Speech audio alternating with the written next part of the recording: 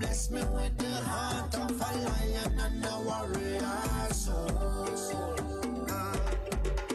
no weapon that form against I shall not prevail.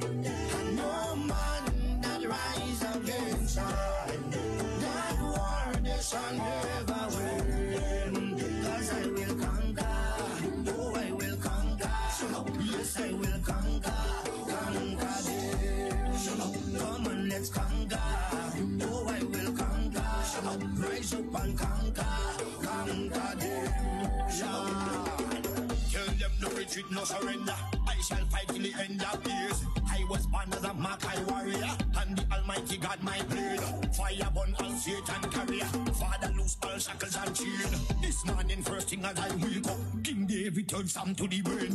Don't let your courage go down, keep it up. And if your heart rip up and stitch it up, don't let your faith them fall, pick it up. When my cup was empty, God fill it up. Don't take the devil contract, rip it up. And if your bad mind people to go meet it up, pass me the Congo drum and let me beat it up. God on my side, me no give it up. No weapon that form against I shall not prevail. No man that rise against I, that war they shall never win. Cause I will conquer, oh I will conquer, yes I will conquer them. Come on, let's conquer, oh I will conquer, rise up and conquer them. Thank you, Father. I want to say thank you, Lord. You are everything, Father. Thank you. Father, you alone shall guide me. No man shall lead my path. In the wind I hear your quiet whispers, and you heal my broken heart. Even some of my friends turn enemies, and they pray for right to feel. And remember you gave us your only begotten son, but we gave him the wound of love. Send down your warriors with the hello. They carry down to the end of days. No matter how the devil try trick me, unto you my soul I will give. Father, I know this time is coming. I can see the high tide raise. Without you there is no other. Could it be that we is my soul? No weapon that form against I shall not prevail. No man that rise against I, that war they shall never win. Cause I will conquer, oh I will conquer, yes I will conquer them. Come on, let's conquer, oh I will conquer, rise up and conquer them. I am a man, I am a champion, I am a warrior. So who are you to tell me that I cannot make? Who are you to tell me that I am not the greatest thing that God ever created? Good morning, Grenada, Carriacou, and PT Martinique. You're listening to Hard Talk Grenada. A very special good morning to those of you joining us on the various radio stations. 97.5 City Sound FM, 89.5 CRFM, 91.9 and 91.5 Real FM Radio, 92.9 Sister Round Radio broadcasting from Hillsborough, Carriacou, and of course 94.9 We Noise Radio for those of you out there in the diaspora tuning in. And of course, a very special good morning to those of you joining us on the live video stream, whether it's on Facebook, on YouTube, on Instagram.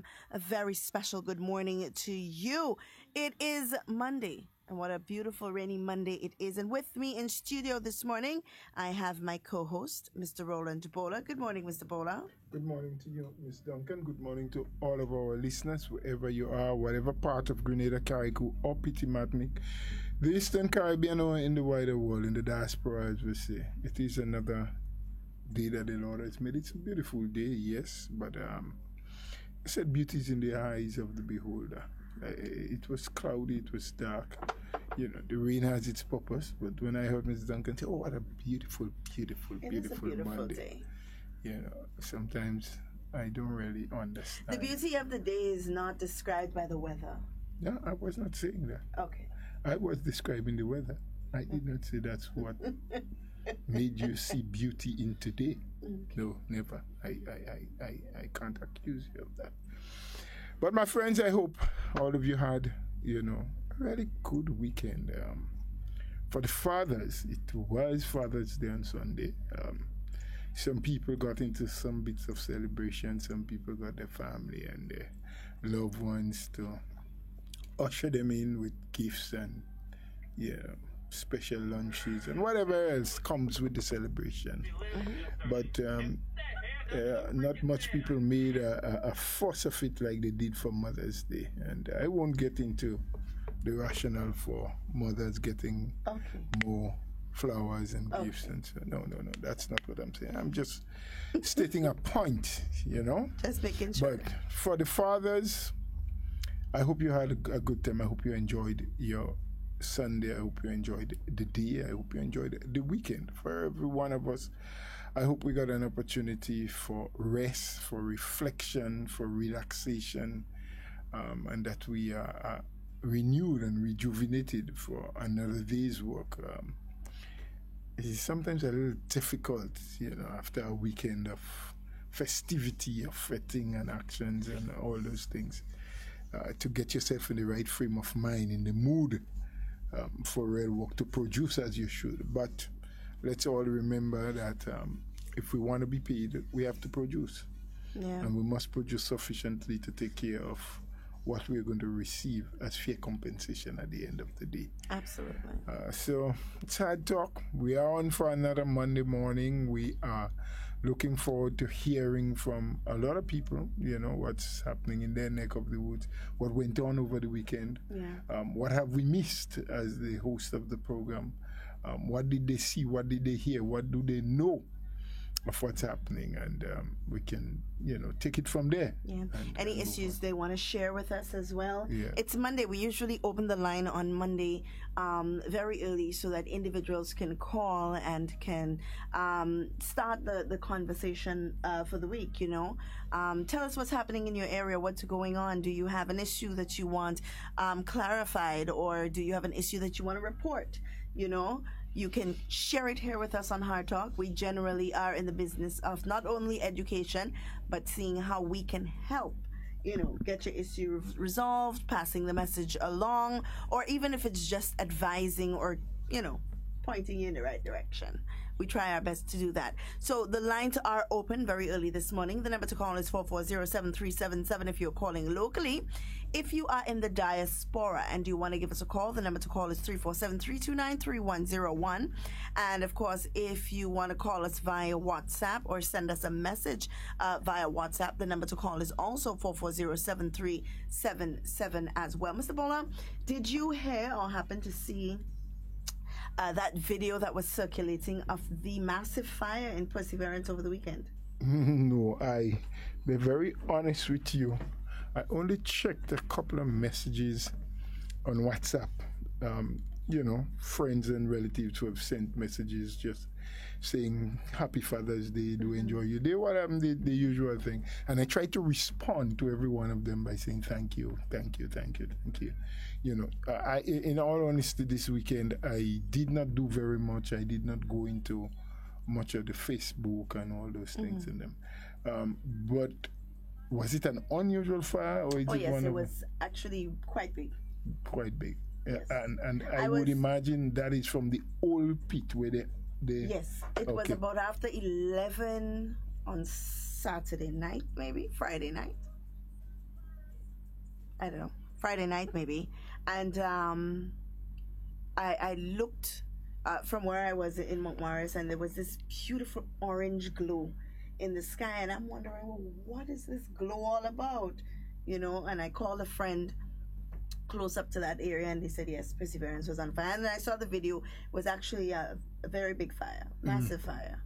But did they get it off the same night, or? Well, it's not, and as they've said, it's not something that they can really control like that, because it's not something you can add water to, because of the different chemicals and so on. It may make it more combustible. I think that's the word. Yeah, that's the word, combustible. Combustion is, fire, and because there's such a mixture of so many gases, different elements and so on, it's difficult to put water on something like that. But even if I didn't feel like we had enough water or fire trucks to deal with a fire like that. It was, Normally, in those situations, what is advisable is that you put dirt. You get, dirt on it. Yeah, a lot of dirt. But and you it put was a massive, massive fire. Well, it is not for the first time that fire has been started. I don't want to say been set because I don't know, and there's no evidence to prove that anyone has started the fire. I did not even know about it. There's a theory that sometimes some of the gases, when they mix, they spark off themselves. Right. That's one theory. I don't know if it has ever been tested to be found to be true.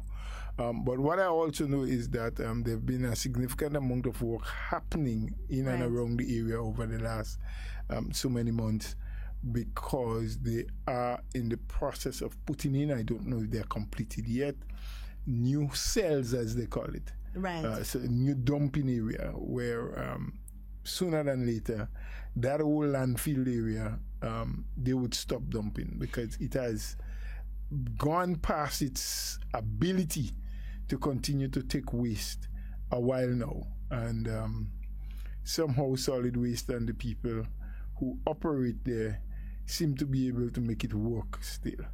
But having said that, it is also true that we generate in Grenada a whole lot of waste more than we should based on our population size.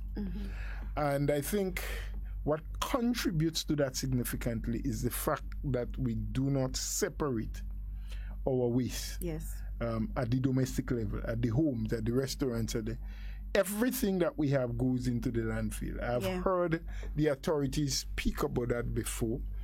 I don't know if that issue specifically of separation of waste is within the law that governs solid waste. I don't know if that particular issue of having to separate your waste, I don't know if it's legislated, maybe not. I can't remember ever reading that in the legislation. But I don't want to say for sure it's not, because I'm not absolutely sure, and I don't have a copy of the legislation here. But I think we need to be encouraged. A lot more must be done in terms of educating householders, in terms of educating restaurant owners and workers, hoteliers, and so that they can have different bins for different things. So tins and so can go into one bin, recyclable bottles and so can go into another bin. There's the organic waste, as we call it, that farmers can use. It can go back into the garden. You can make compost. You can make a good compost heap. So the skin from your bananas and oranges and the pumpkin, which, by the way, pumpkin, as I mentioned, we should not really be peeling it, but washing it properly, making sure that it's properly clean and cook it with the skin. The skin should be consumed because a lot of nutrients lies immediately below the skin. In a lot of fruits and vegetables. So there's some wastage there. But until people learn and people know, and those in authority who knows better really teaches us, there'll always be suspicions on a lot of things. But if we start, and if there is some level of enforcement to see that, what gets to the landfill will be much less. Will be probably 50% less. And so it will take a longer time for any one cell to build up and to overflow. Because it costs a lot to build. The way in which they build, I mean, garbage disposal and so, it's an expensive undertaking. It is. There are some major cities in the world far more affluent than Grenada is, and you will be appalled to see the level of garbage that remains around the marketplace, in the town, around, we have been doing an excellent job, and kudos to solid waste and to all the other people, all the workers, the street cleaners and everybody, and the garbage collectors. We have really been doing, and it is not to say that there cannot be improvement and there is no room for improvement. There is. There are a lot of things that we can do better than we are already doing. But I think when we make a comparison to a lot of other countries, a lot of other major cities we have to tap ourselves on the back for having done a reasonably good job thus far. Yeah. And so kudos to those in authorities who have been doing it over the years. Yes, we have some improvement to make. Yes, we need, in some instances, even better collection trucks. There are some trucks that as they drive along, while they pick up, they drop. You know, because so quite a few things we can highlight and we can point out that are not yet up to the mark where they should be. But you know, we have been doing well, and I think we can do better if we start as a people recognizing the need to separate our garbage at home. And so what is for the landfill will be sent to the landfill. What is for the garden will be placed in the garden. What is for recycling, you know, will go to whoever is recycling. So, and make like, because I think for a lot of us, we do not yet accept or recognize that, you know, what is happening in Perseverance does have detrimental effect for the whole island. It does. It is not just for the people who live in the Brizan and the Perseverance area. It is for all of us, because one, it is unsightly. Two, when combustion takes place, so the burning as we know it, we're not sure what kind of gases are being released into the air, and we're still not sure what kind of effect it has on the human being. There are a lot of people who sometimes come to your country, different countries, disguising as stories. Well, maybe not disguising, but sporting around as stories, while they may well be members of some international body. Environmental and otherwise, because even there are financial institutions that takes now into consideration how environmentally friendly you are as a country or as an organization, and that now influences the determination whether you should get a loan or a grant or something from the institution. So sometimes we do and we say things without recognizing that the very words we use, the very things we say, the very actions that we take can have very negative implications on us. Not just as an individual or just as your family, but as a nation. So I say all of that, you know, which was probably more than I planned to, but in light of the fire that you spoke about, and to encourage us all to do our part, because every single one of us, if we make an attempt to do better with the way in which we collect, we sort, we store, and we dispose of our garbage, we can be doing a great disservice to our country, or if we do it properly, we can be doing a great service to our country. So let's all think about that. Absolutely. And we've had solid waste a few times here on the program, and maybe it's important for us to do an additional follow-up interview with them to see exactly where we are in terms of the implementation of some of these things, because I mean, we're moving. The world is modernizing and so on, and I think we are.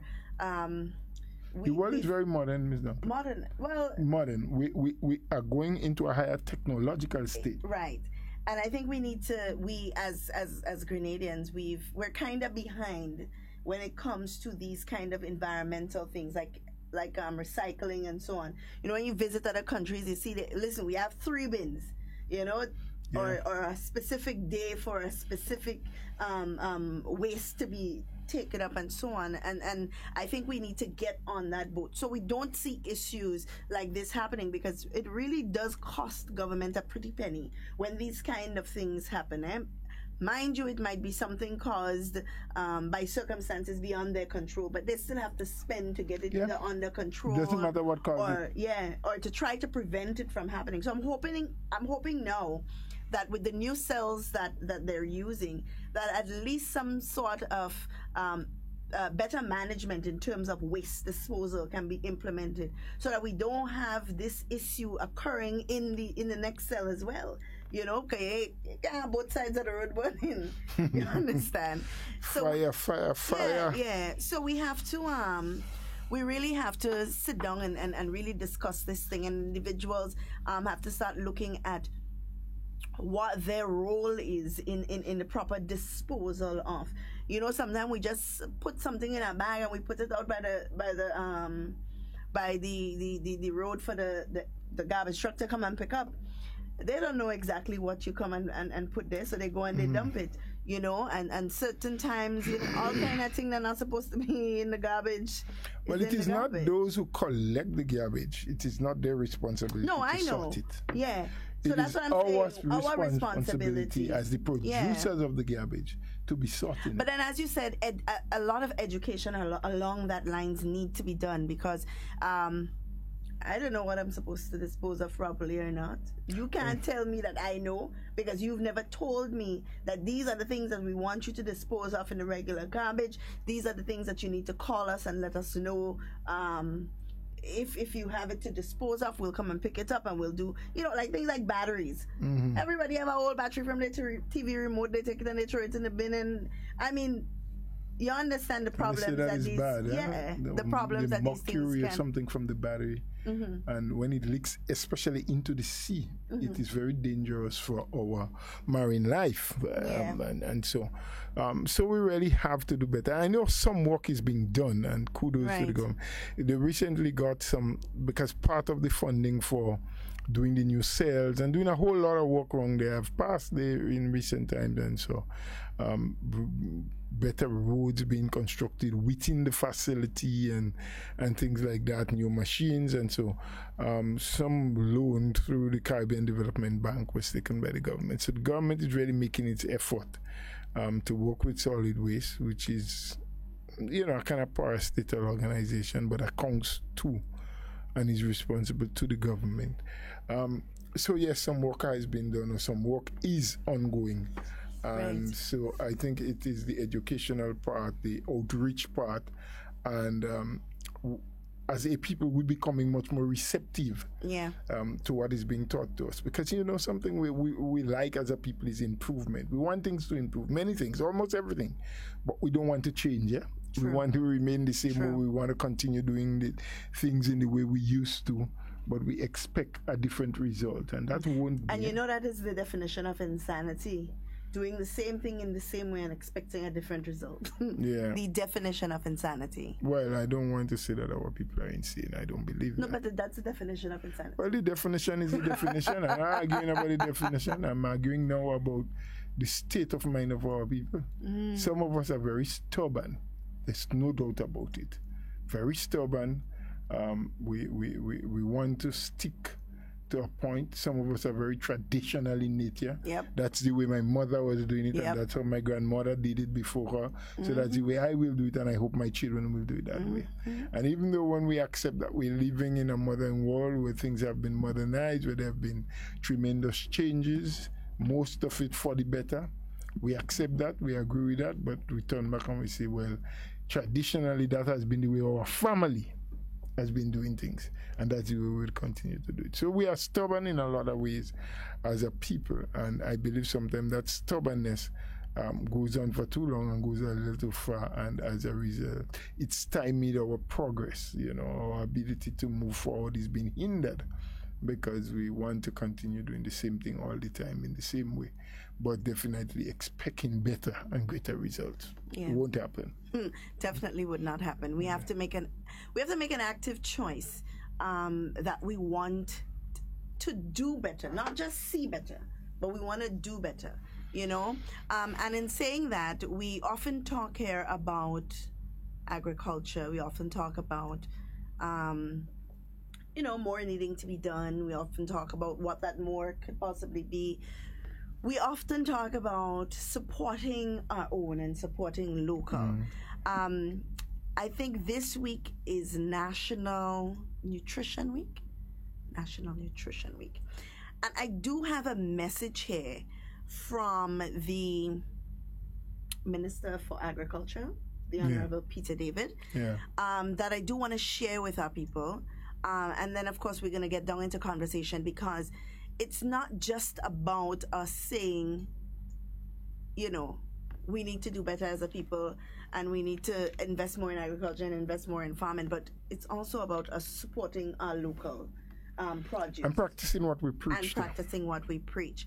And I'm hoping that for this week, seeing as it's National Nutrition Week, that some of us would begin practicing what we preach. If we haven't started, now is the best time. If you wanted a reason to start, this is your reason to start, you know. So we're going to take a short break while we play this message, Mr. Bola, and then we'll be back with some more conversation.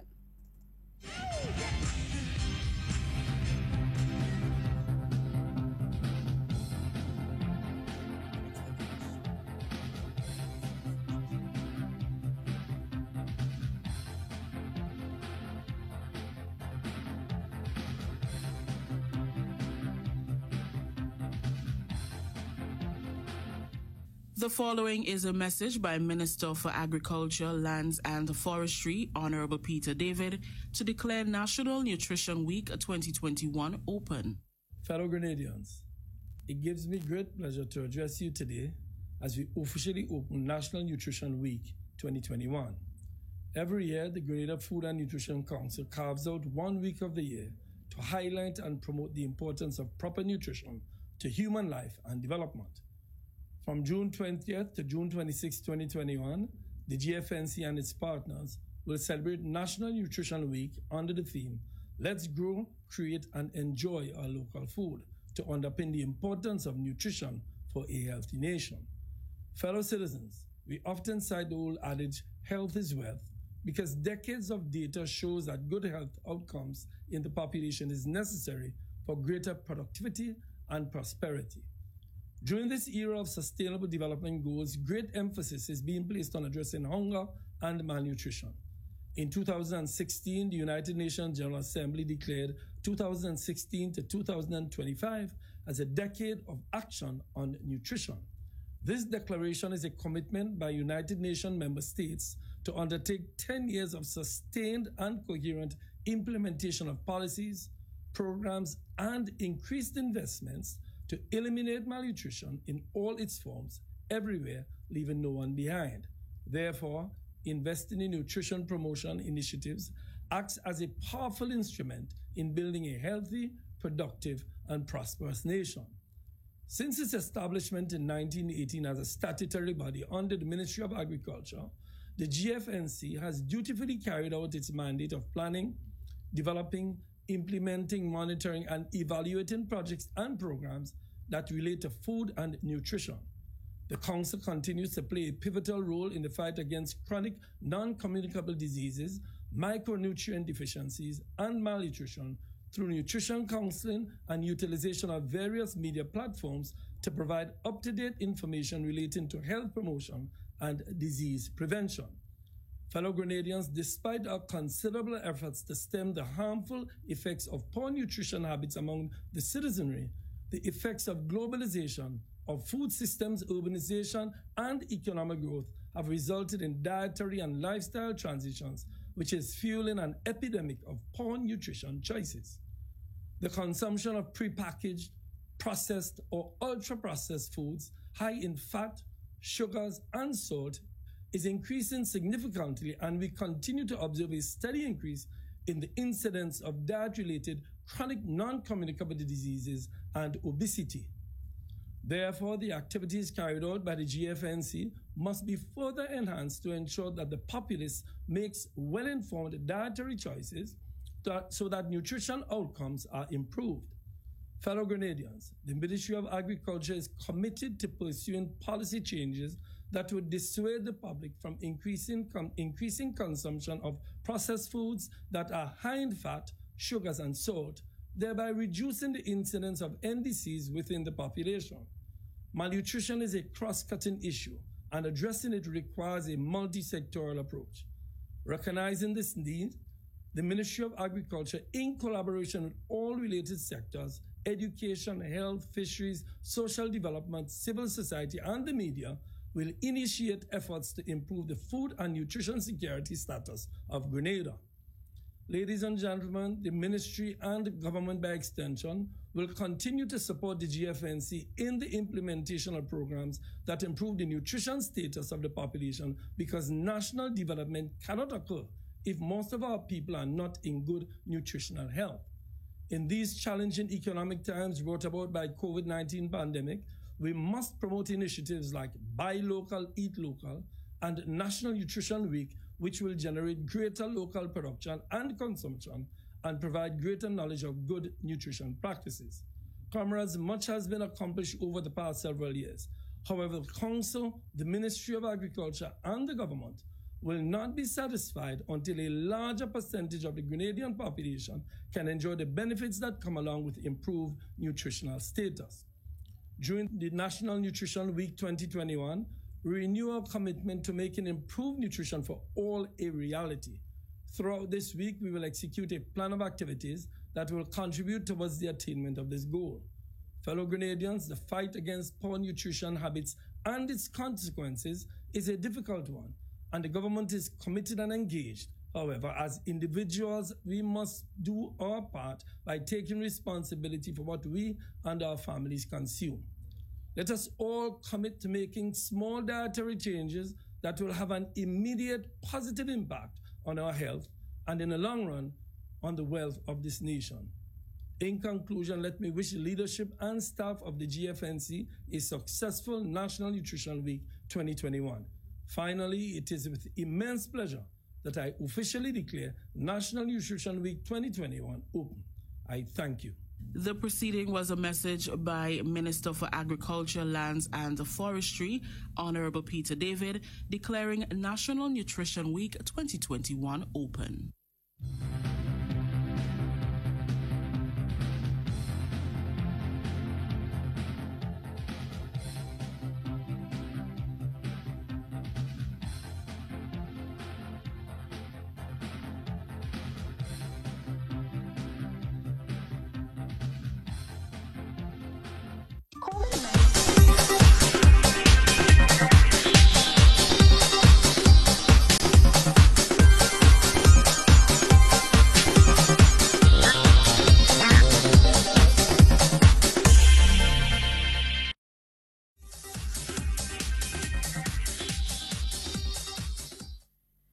Mr. Boa, and we're back. Well, I didn't go anywhere, so I don't know where you went to, but I was here all along listening to the Honorable Minister of Agriculture and Lands, the Honorable Peter Pedro David. And he raised some important points, but one has to say, yes, the Food and Nutrition Council falls within the ambit of that Ministry of Agriculture. That is an institution, a grouping that can make and has the ability to create life-changing or to deal with life-changing issues for our nation. In fact, the mandate would speak to that in terms of dietary planning and things like that. However, though, with all of the efforts being made, and I do know some of the people who work within the GNFC, the Grenada Food and Nutrition Council, who have been doing, they've been doing a lot. I mean, I know they work with preschoolers and with some of these, what you call them, these nurseries where you bring babies and so on, in attempting, especially to use local stuff. Right. And make them into delicious dishes that they hope the children will eat. And they do have once or twice a week little programs that they run, 5 minutes, 10 minutes, as the case may be, or as the funding may allow them to do outreach program. But maybe the time has passed for us to have greater engagement at the community level. Because almost every constituency you go to, every part of Grenada, there is a community center that is available, that is accessible, and maybe it is time that the leaders at the community level, because we tend to point fingers at government all the time and try to poke holes into everything government do. Right. But as a people, we are never really willing or we won't take up the mantle. We don't come forward. We don't see it as our business to take the initiative at times to get things done.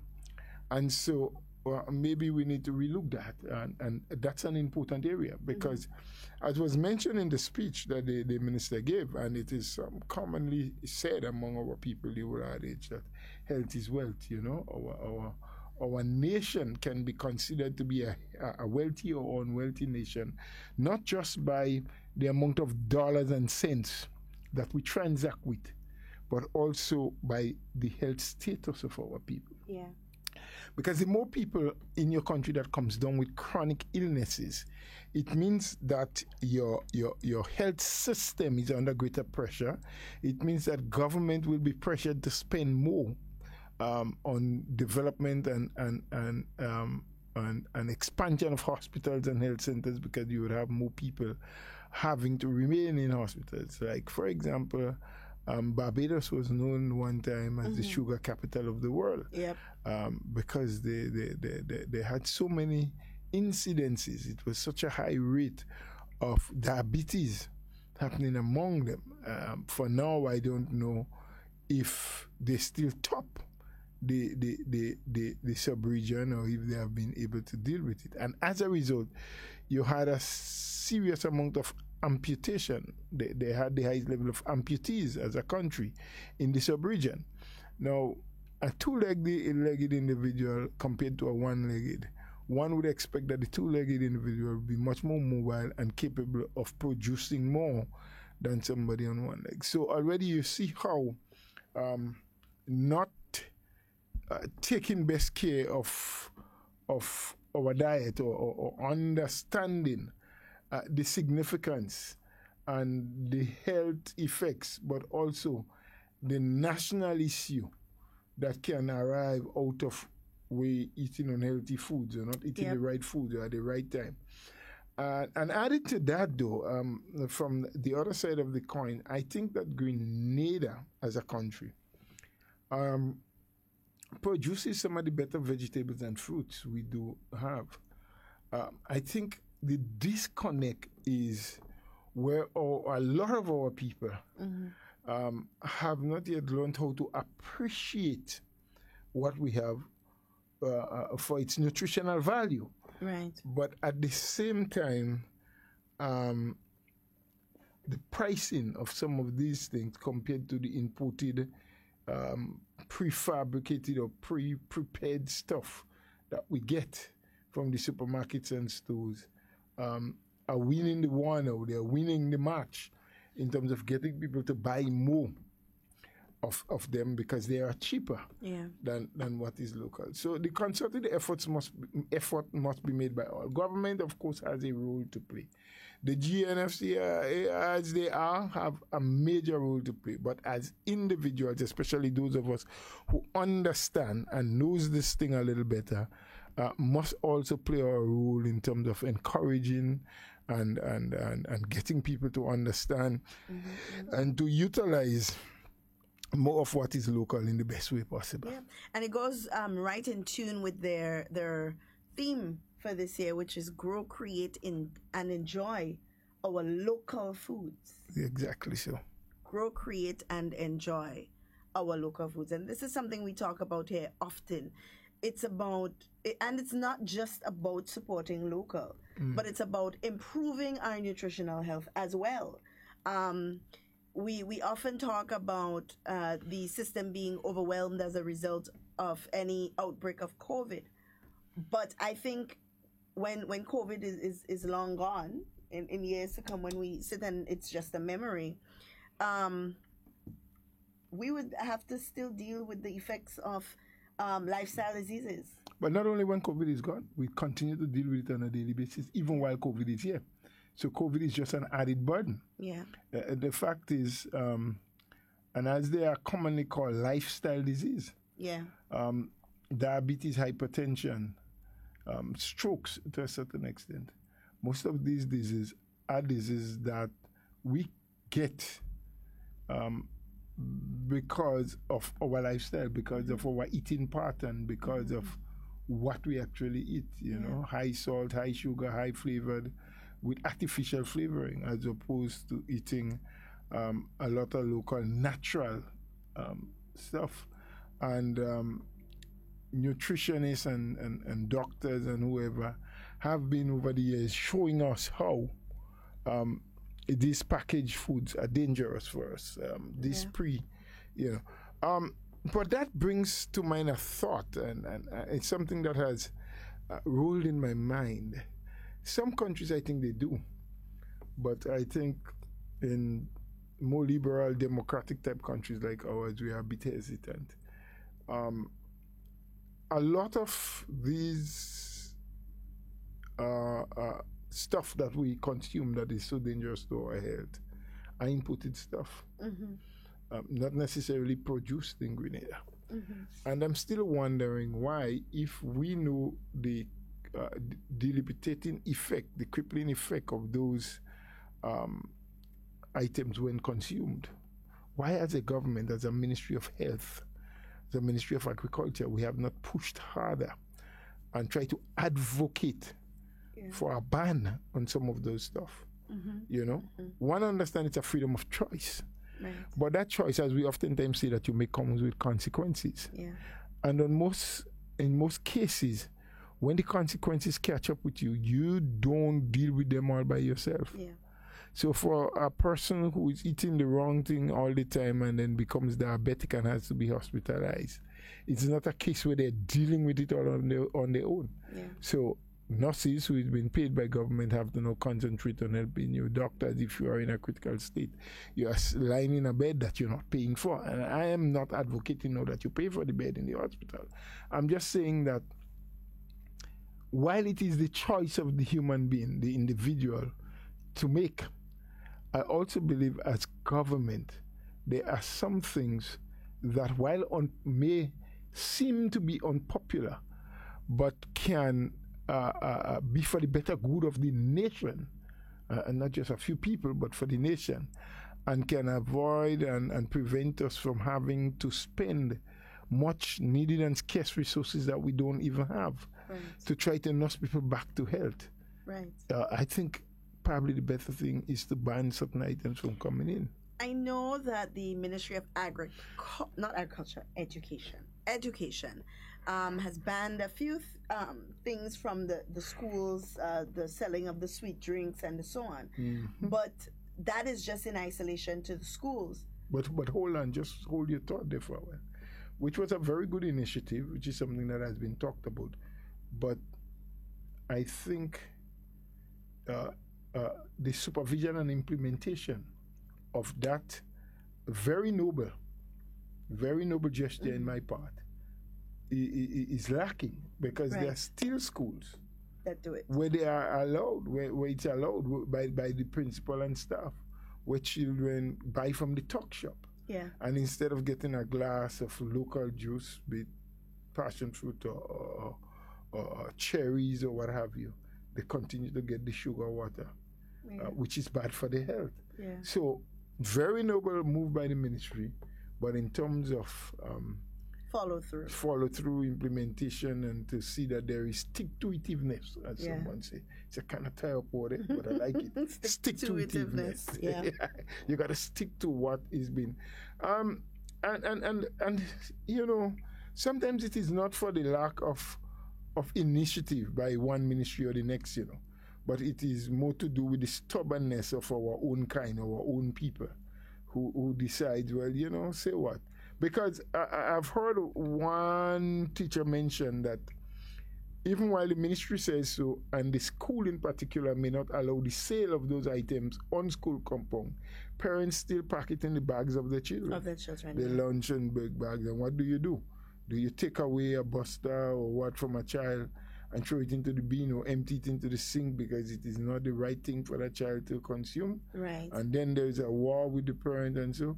So I think when the ministry does those things, they need to also meet with parents and advocate, you know, and have them understanding that if it is a banned item in school, you can't put it in your child's lunch bag for school. I know there are some schools, though, that send the children back with it. But then again, it still defeats the purpose of the child not having it all together. And I think there needs to be more cohesiveness in terms of the collaboration and understanding of parents, nutritionists, teachers, on what we are trying to accomplish in doing this. It's not about government wielding its hand and saying, okay, we are banning this. But it's about the effects of if we do not do this, what will happen. You know, a lot of the care that we receive at the hospital, no matter how much we want to argue that it's substandard, a lot of the care that we receive is free care, you know. We go to you get admitted to the hospital, you go in, you lie on a bed, you receive medication, you receive food, 3 square meals a day, and so on. You receive drips or IV or whatever it is that you have to get, and you don't have to worry about receiving a health bill at the end of the month. You know, in certain countries, some people, they go into the hospital, and even during COVID, this was actually a big news item, that you go into hospital for COVID, and months later you're receiving this massive bill in the mail for care that you would have received in the hospital. We don't have that problem here, you know, and a lot of the things are also subsidized as well as by government. The tests that you do in the labs, the medication that you receive from the dispensaries in the different medical centers, these are all things that are subsidized by government. You know, so it is in government's best interest to ensure that people are living the best healthy lifestyle that they can live.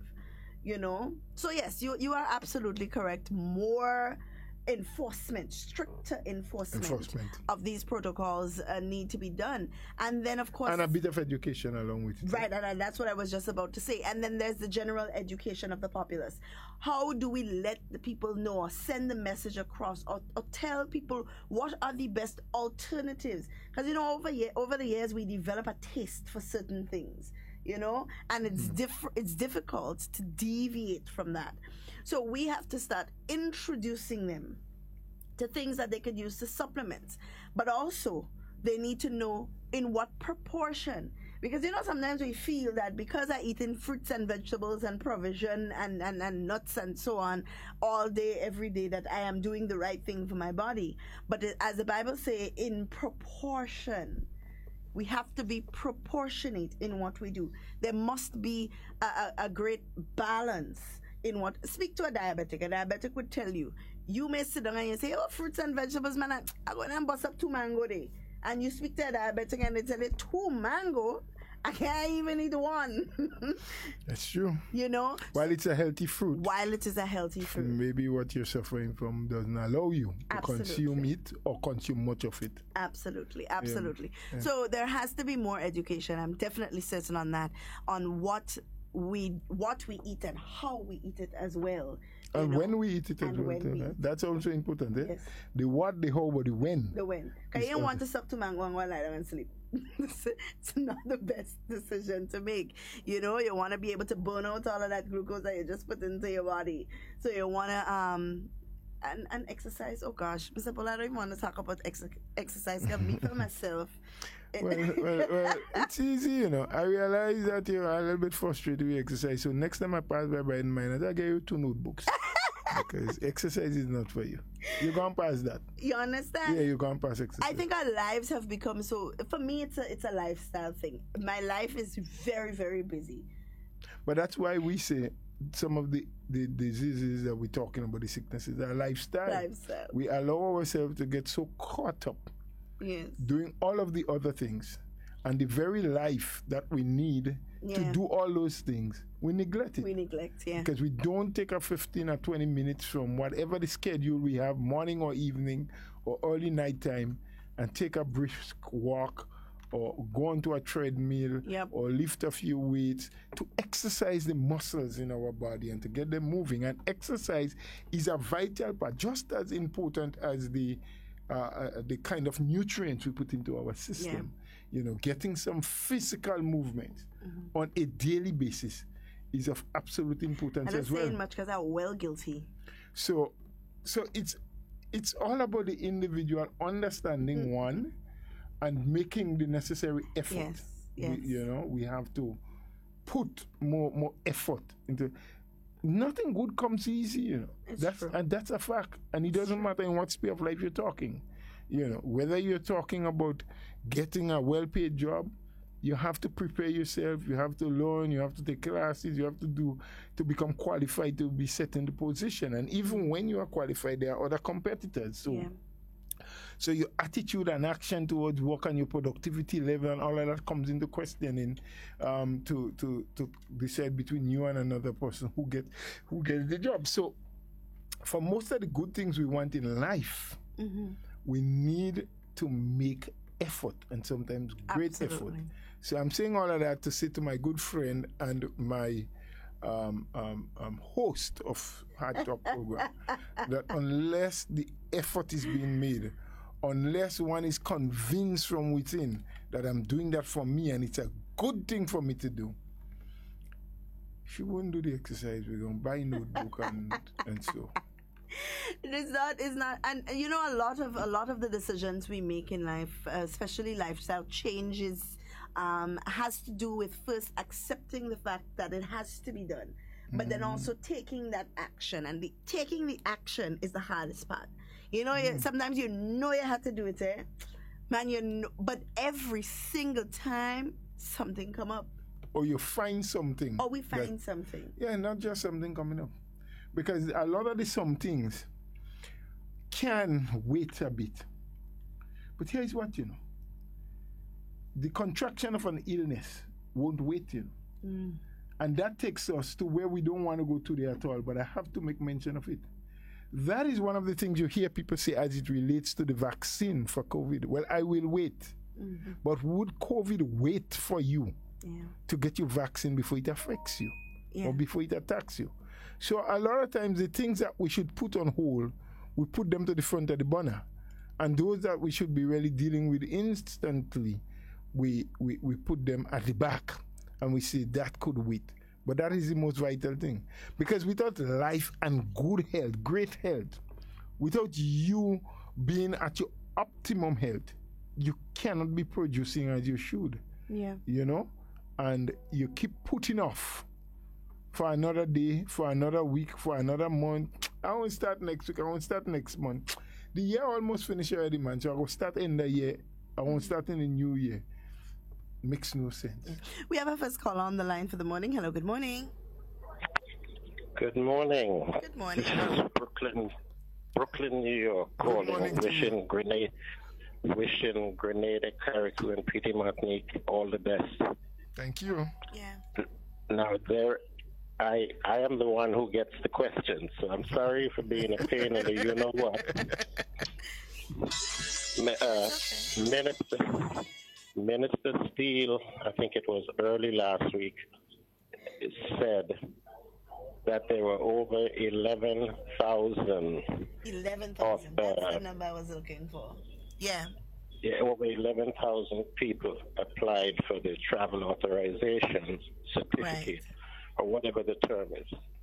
And there is a slight panic breaking out among the group because people have bought their tickets.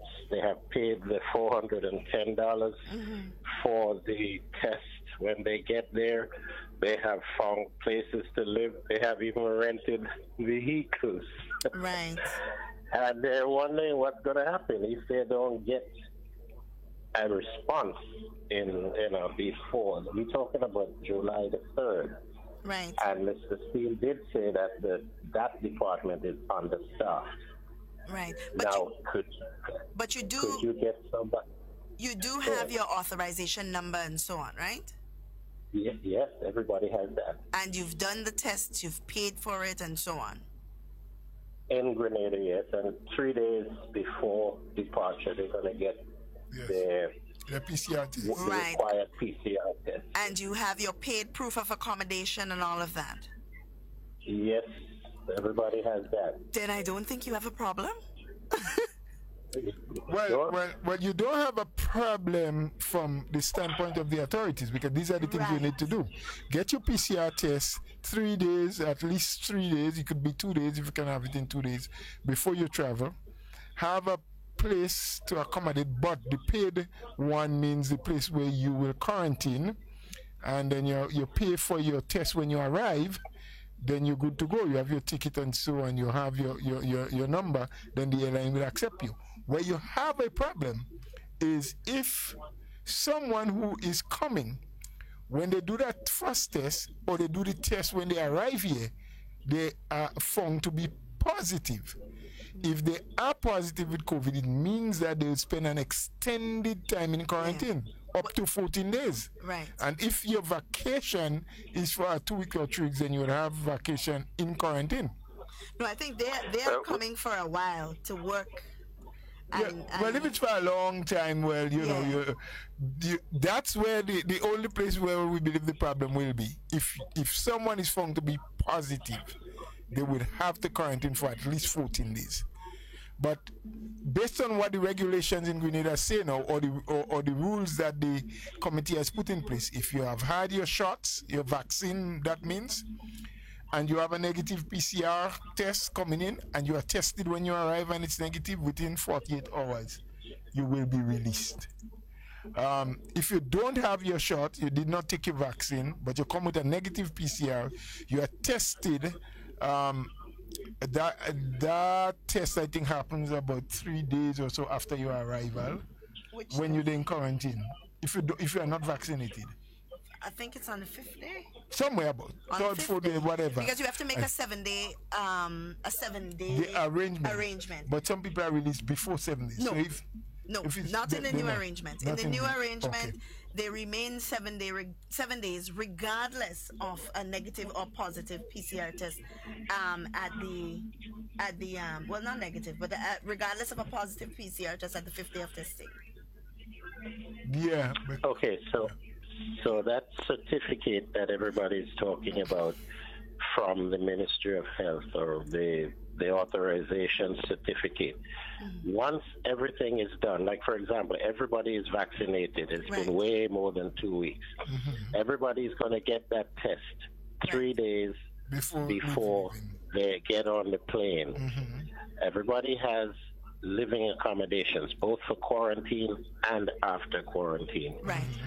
So you're saying, I can say to them that it's once all these requirements are met, they don't need that written authorization, if assuming that because of the massive amount of applications and the short staffing, if they don't have that piece of paper or that clearance, they can still come once everything else is done properly. Right. Well, you see the authorization number that you get when you complete the application to enter the country, right?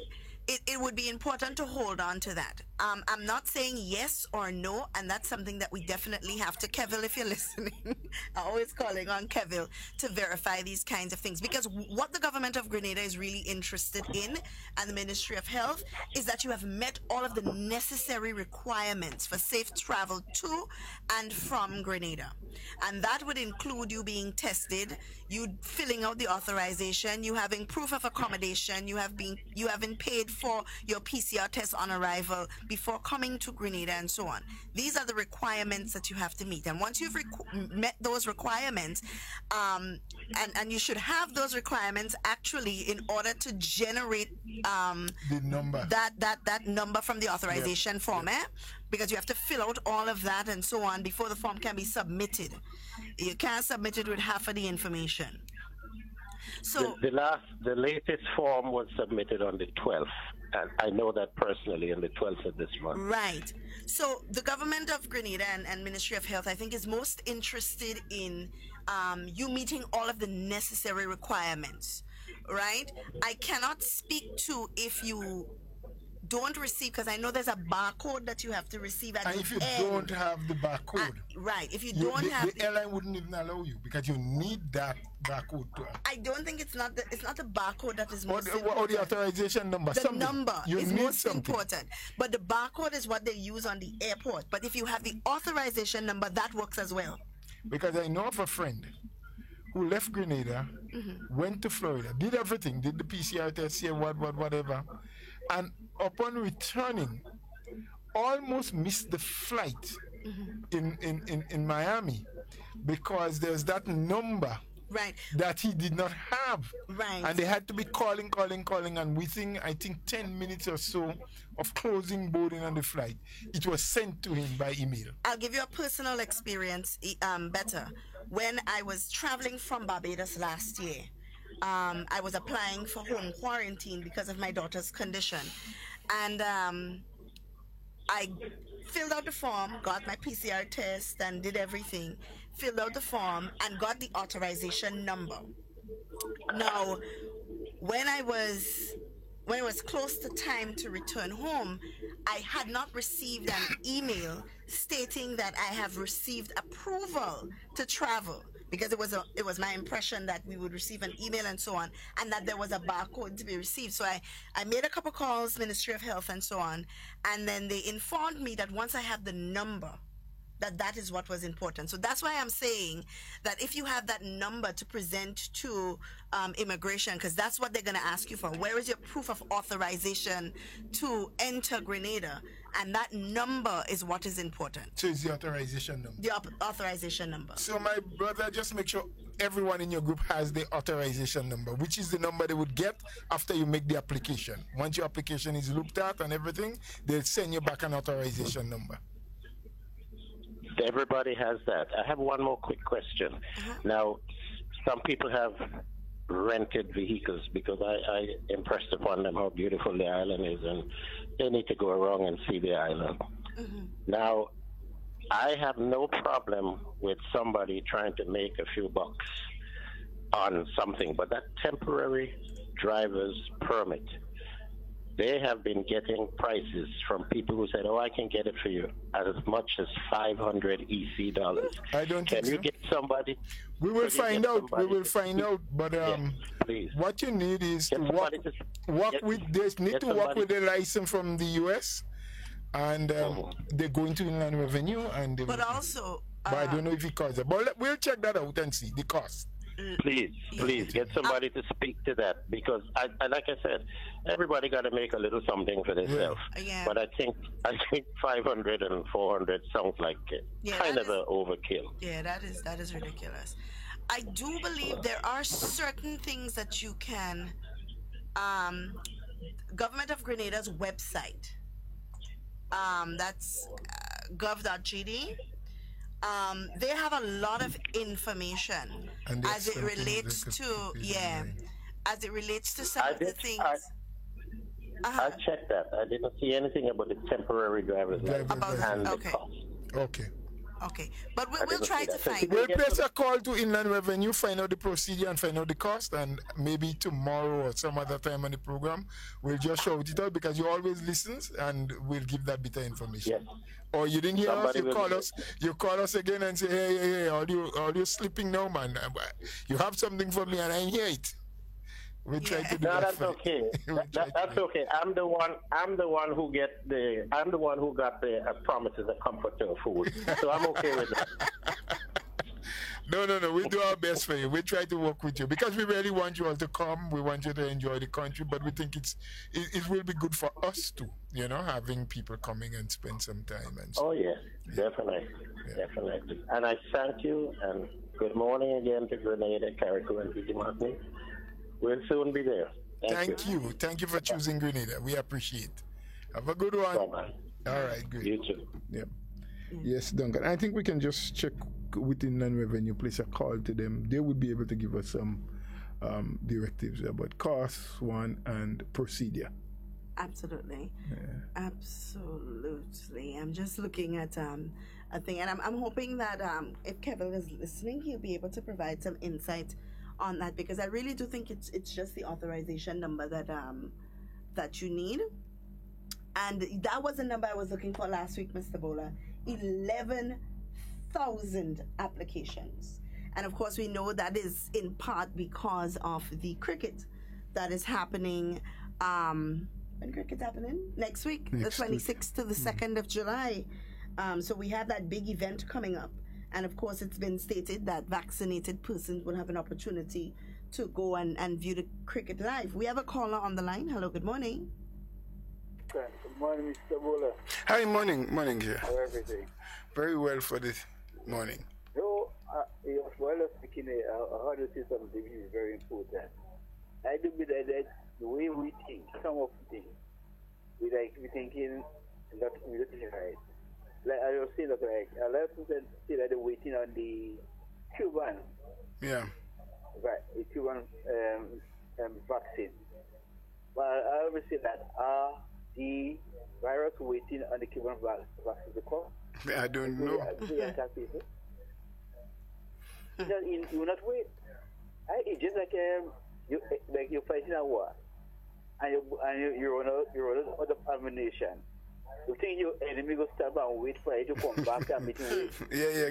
They wait for you to go and get some bullets and come back. Yeah. You will not wait. See, while you go, you go advance closer to you, and you may come right in your camp. Yes. And attack you. Yes. Right? And when you think that way, that's exactly what we're going to have. We're not wait on you. Yeah. So now you have a virus here. You have to use what you have. When you wait on the Cuban vaccine, you might never get a Cuban vaccine. Because the Cuban have to look after the people first. Definitely. Right? So I call upon we agree that let us, if we have to use what we have. Because like sometimes we say that we see something and we live in the bone. You live in the something to go behind the bone. Right? And sometimes you lose the bone, you lose the meat. You never get nothing. Yep. So I call upon, we had the vaccine here, the virus, the vaccine here that we're using, which is good. Right? And nobody died from it. I don't heard nobody died from it. So it's good to have. Yeah. That is what we have. Because I could say, this government, they did a lot. They did a lot in the people. And yes, we have to congratulate the grand people for doing what they're supposed to do. Yes, in everything, we find very stubborn. Very stubborn. And I look at I was checking some this month, Mr. Bola, in 2008, 2013, remember you have the government office, right? $80 million in deficit. If that government was in office at present and that vaccine is here, what would have become of we Ghanaian people? What would have become of us? We had to pray to God all the time. I saw obviously there are some God is the center of everything. And whenever there's an election, God is the center. Right? And God always make the right choice to put NMP there. Because look at Ivan, NMP was there. Even the one we were checking going near NMP. No, this one is NMP again. So NMP are there for a right reason, because this is the government that know how to lead it. A government that solve problems. It's not a government that fight amongst them, but a government that solve problems and to help and to restore. Make sure the greater people have a better living condition. Yeah. So, Mr. Bola, I want to say again that the observer that really happy from all the mineral to tender. And I look at that picture I saw a picture of the road. It is wonderful. You appreciate. Shenda. I will see the people of Shenda, they will be happy and proud. Because I know that road is long overdue. It was a really bad piece of road, but I knew it. I just want to know the people of Shenda do. And let the greater people know patience is all. I say, once you're patient, you will see unveiling. Yep. And this government is about my promise and bring it from it. The promise, what the promise is, it may take a little while, but you will receive what they promise. Yes. So, Mr. Duncan, Mr. Bola, you all have a wonderful day. You have a blessed one yourself. You take care. Be good. Okay, thank you. Great. It's good to hear that, though. The government did say, in fact, the Minister for Finance did announce that there would be a very aggressive sort of move to implement a lot of the public projects, road and bridges and things like that. And it's good to hear. And Shenda is the area where the Prime Minister's mother lives, and that road was atrocious. I traveled on it before. No, it was really bad. Yeah. So it's good to hear it's done now. And that now tells people that a lot of times when they say, well, the Prime Minister does take everything for himself, only constituency. It's absolutely not true. Okay. For those of you who are trying to call us and message us on WhatsApp, we were having some difficulty with WhatsApp, but I think that has been resolved as of now. So you can feel free to call us. I do have some messages on WhatsApp, Mr. Bola, Yes. that I do want to share. One individual is saying, "Good morning, Mr. Bola and Ms. Duncan. I would like to see government put more taxes on the imported soft drinks and junk food that are just filled with sugar and salt. In that way, it will be too expensive to buy. Then we will buy locally made items with the lower taxes, or eat healthy by eating fruits instead." Well, that's one way of looking at it. But you have to balance off. When it comes to increasing taxes, you always have to, sometimes people say there's a tax that they refer to as the sin tax. I don't know if you've ever heard that. Do you know what the sin tax? No. You don't know what that means? No, they say when you're taxing alcohol and tobacco, they refer to that tax as the sin tax. I don't know why, and do ask me, and nobody, please. I can't explain. I'm just saying what I've heard over the years. And there was a theory one time that, increase, bring it high, put the taxes as high as possible on alcohol and cigarettes, and that would cause the final selling price to be so high that people won't purchase it. But guess what? The higher you bring the tax, the more people smuggle, so they find all kind of little loopholes to bring it in without paying tax. So you need to have a balance. Right. I'm not disagreeing with the messenger there. I'm just saying that when you come to understand it, and the people who deals with taxation and understand the psychic of people, and so all of that has to be taken into account, and you have to determine what is optimal as a tax on those items, so as to get people thinking, boy, if I smuggle in and they catch me, I'd have to pay 10 times more plus fine and what have you. It's kind of high, but it's better that I pay rather than try to smuggle. So, all right. Yeah. We have a message here that says, all right. Good morning to Mr. Bola. As he spoke on fish oil, and this was a message from, like I said, the WhatsApp was giving trouble. So a lot of the messages are just loading backed up. Oh. Yeah. So this was a message from before. There's a message on the live video that says, when I arrive, I had my number, authorization letter with the barcode, was still held in waiting, was told that our names were not on the list. Right. I didn't even know there was a list. I didn't even know there was a list. So that's why I said there's a lot of we definitely need to have information, call or coming one day just to clarify. Whether some of these things. I think Dr. Mitchell. Whoever. Dr. Mitchell. To the gentleman who's asking about the permit, someone is saying that the price of the permit is $60 EC. $60. Yes. But we'll verify by just calling. I thought 500 was high because we don't even pay 500 per year for. When I pay 500, I think it's for 3 years. Right. Yeah, because I think it's about 200 a year. But if you pay for 3 years, you get a discount. Right. Yeah. Right. Let me see. Let me go back in some of the messages. See what is happening. Somebody's asking Mr. Bola, how is Devon McSween?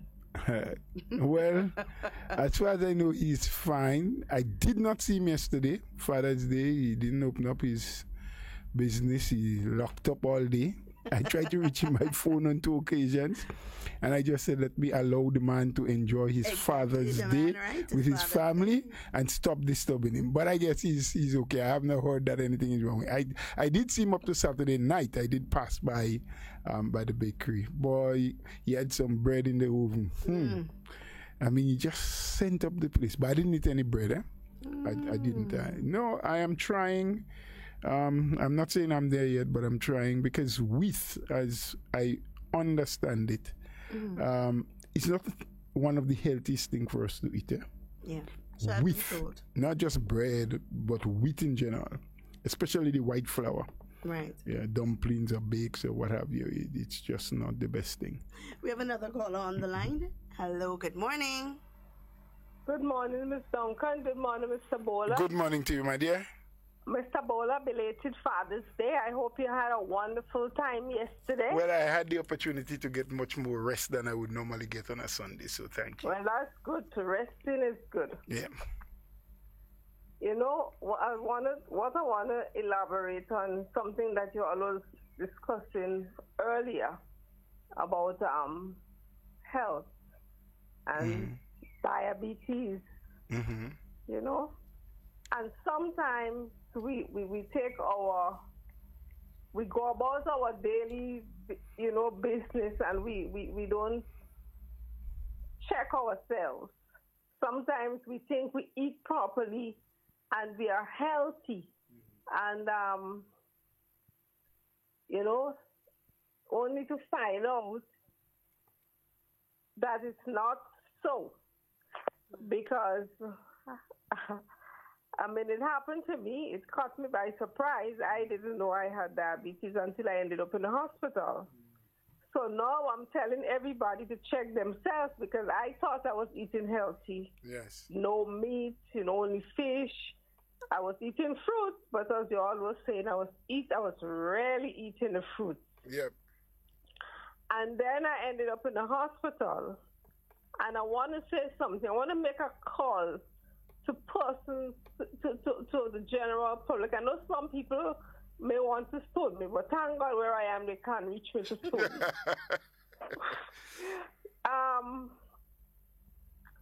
If you could help your loved ones in the hospital, please do so.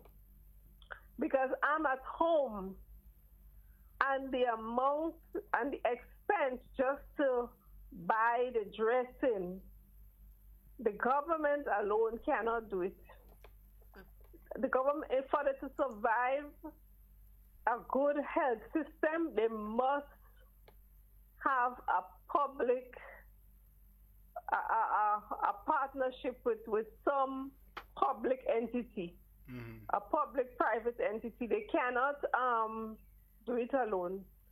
Because when you go to the hospital, everything, if they ask you to buy a packet of gauze, try and get it fast. Because the government alone cannot do it. You have to have your loved ones at home and have the expense of buying these things for yourself. Some people are lucky that they could go to the public nurse could come and visit the home and still do the dressing and stuff, so they don't feel the impact of the expense that the government has to go through. But I am telling you, the government, people give the government all kind of word about health. And in another way, if you have elders in the house, look after them and try not to let them end up in hospital. Because if they end up there, then it's the government, and then you cause the government when they can't do this and when they can't do that. A lot of times people end up in hospital because of neglect. Your elders end up in hospital because of neglect, and then you blame the government, you blame the nurses, you blame everybody else but yourself. Yep. So people that can help, please help. Even if you have to make a donation of some gauze, some saline, some lotion, some bathing soap, whatever it is, because all of these things are very, very costly, and the government alone cannot do it. And people, I am asking you, we think that we're healthy, we walk about, we feel good. Please check your sugar, and please check your blood pressure, because these things are controllable. And you could, you eat, then you could change your diet. There's other things that you can do to control these things. They don't have to be a death sentence, and people are dying from these things, and they don't have to. And because now I'm a diabetic, I can tell people that. And once you change your diet and you eat properly and you do what you have to do, you could recover and you could control your blood sugar. Mr. Bola, Ms. Duncan, have a good day. Thank you so very much. We appreciate your sharing, and this is someone who understands it, someone that is living with it. And as we have said before, we have to take control. And I just want to re-emphasize something that the caller spoke about, is that we take little or no care. We allow certain things to go unchecked, unnoticed. We just say to ourselves, like some people are saying, my immune system is strong, COVID can't take me. And as the caller said, look, I had diabetes. I never knew. I thought I was eating healthy. I eat no meat. I eat basically fish, and I lived on fruits. Not understanding that even the very fruits, so even the things that are good for us, we must check what quantum we use them in. You know, because our foreparents used to say, boy, too much of a good thing is good for nothing. Yep. We never understood that. The proportions that we do, the portions that we take, important. Just periodically checking where I am, where is my blood sugar, what is my blood pressure, you know. Let me do a blood test at least once a year to check to see what's happening with my cells, because some of the foods that we consider to be healthy that we eat might be carcinogenic. Yeah. You know, they can make active in our body the cancer cells, you know. The men, you know, you pass 40, they say it's good at least once a year to check your prostate. We don't have to suffer with some of the ailments that we suffer with if we only do the correct thing. The level of alcohol that we drink, you know, the beers, the sugar, and sometimes at a more youthful age, because our bodies are much younger and our organs are far more capable. But the wear and tear, it's like a vehicle, you know. Yeah. You buy it brand new, you bump into a hole, you don't even feel it because your shock absorbers and everything can take that. But after a few years, you go down in the same hole, the whole vehicle sounds and feels like it's falling apart. Yep. Because it's aging, things are wearing out. Our system is like that. But here's what, just like the vehicle, if you brought it in for regular servicing and caring, they can change rubbers and change shock absorbers. So even when it's 10 and 15-year-old, it still drives well and sounds well because it has been maintained. Our bodies are like that. We need to check. If we can't do it twice or 3 times a year, at least once a year. Put aside a little money, savings, month by month. So, you know, annually you do your annual checkup, you know? And then you hear some people say, well, he could say that, he could do that because he has money. We all have money. It's what we use our money to do. Of course, there are people who have more money than others. There are some people who enjoy the benefit of having more money coming to them. They work for a higher salary or the wages are greater. Or some people have 2 jobs while some don't have a job. But we must prioritize the things in our lives. Yeah. That are going to continue to allow us living healthy and living well. And unless we do that, we can't just go around pointing fingers at the government and bringing that in the office, and the government and doing it. Healthcare is a very expensive thing, and that is part of the reason why the government, not the only, but part of the reason why the government continues to work on the health insurance scheme. Yeah. Together with, you know, with the NIS, and so I think Dr. Ned and others are doing some internal work now. And as far as I understand it, COVID-19 in some ways has, you know, limited the ability to accomplish certain tasks before. Yeah.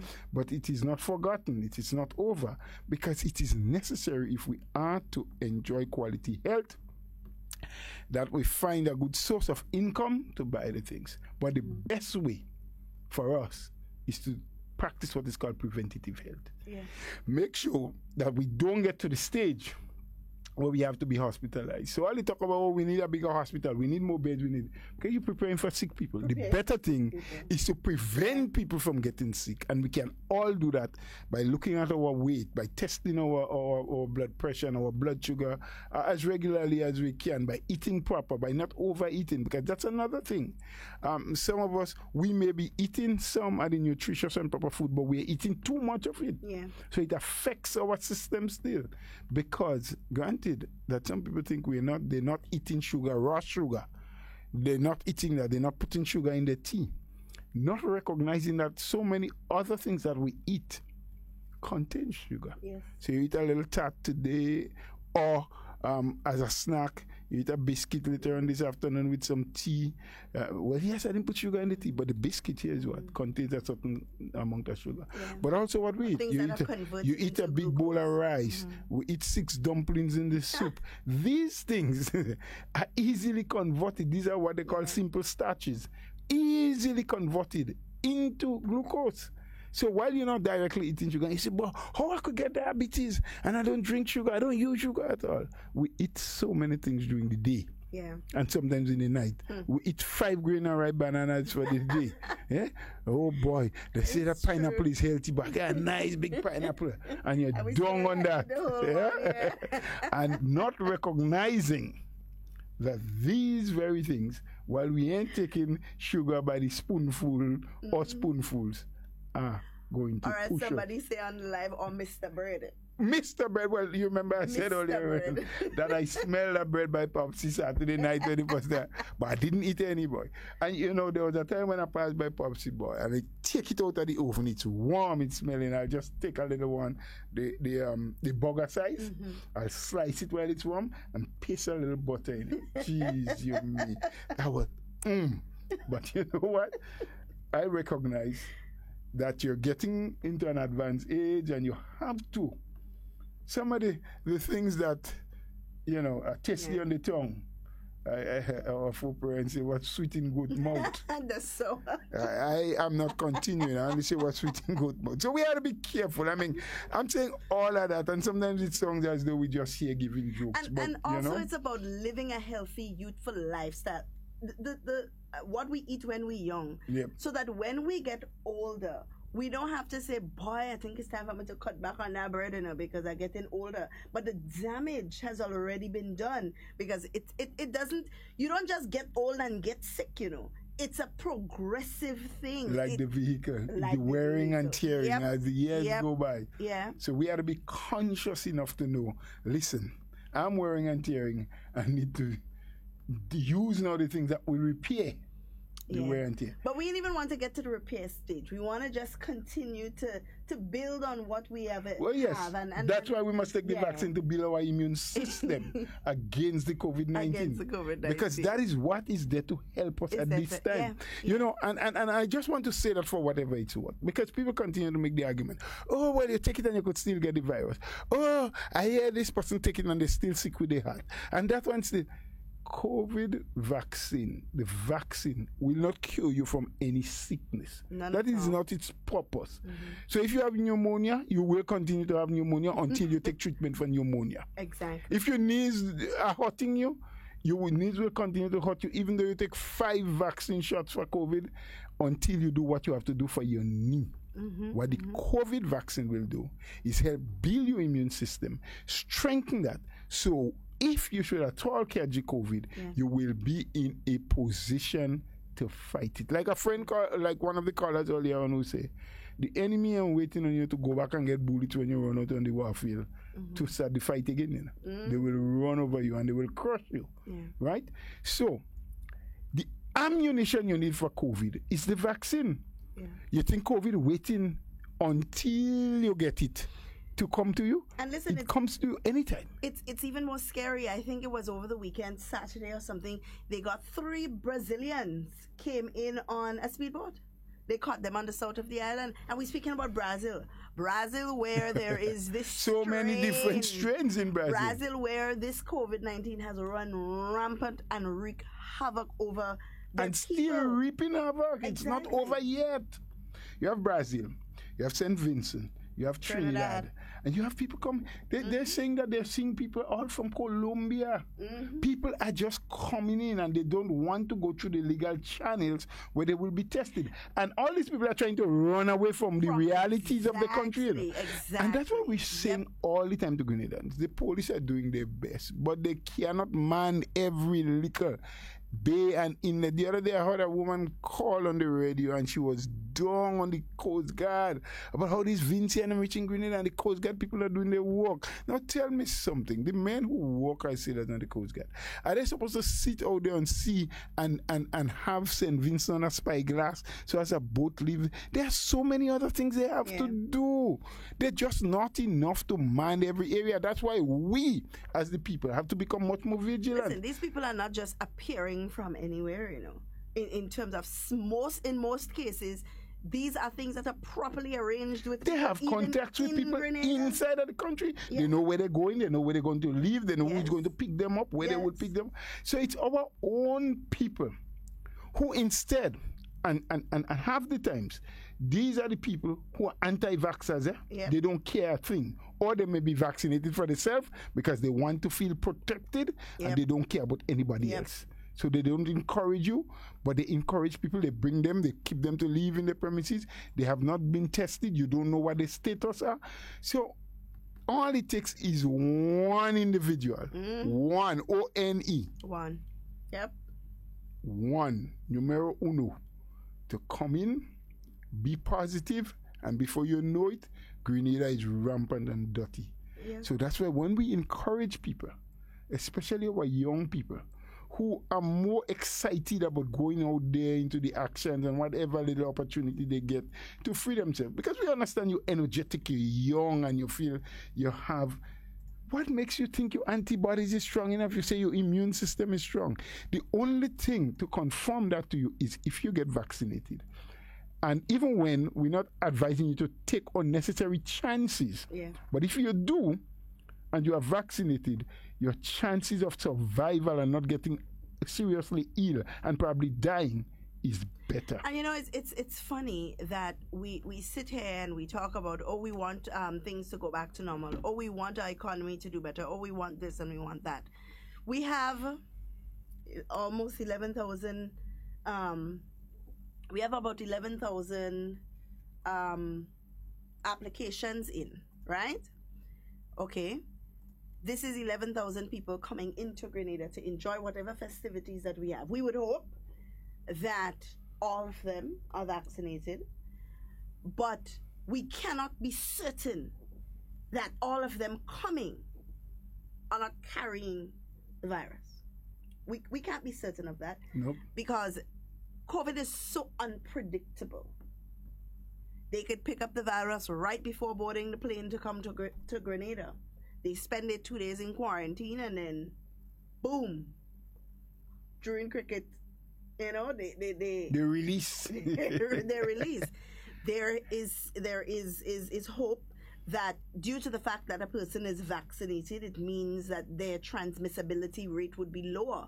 Mm-hmm. But there is no absolute certainty that they will not transmit some form of the virus.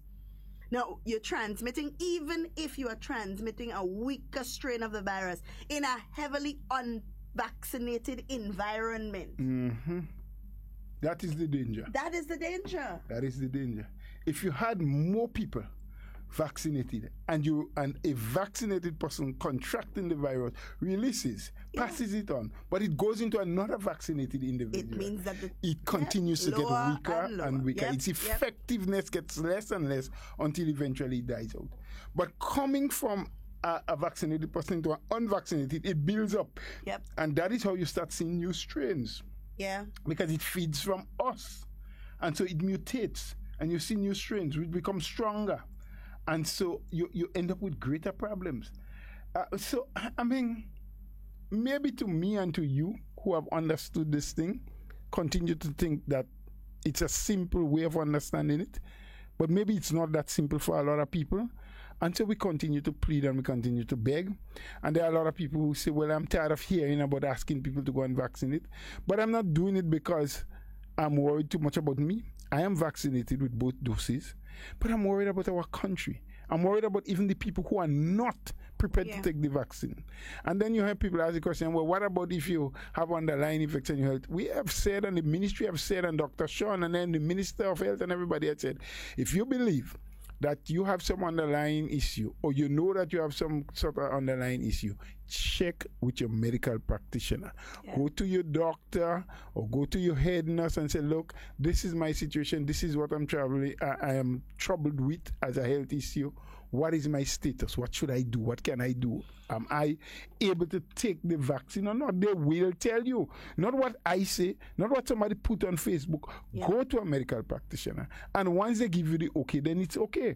The rest of us, what is our excuse? Some people talk about they're afraid, they're waiting to see what will happen to others. Well, what has happened to others when they take the vaccine for polio? And when you took the vaccine for rubella and for measles and for mumps and those who took it for gonorrhea and all kind of other sickness that vaccines was created for. What had happened to you?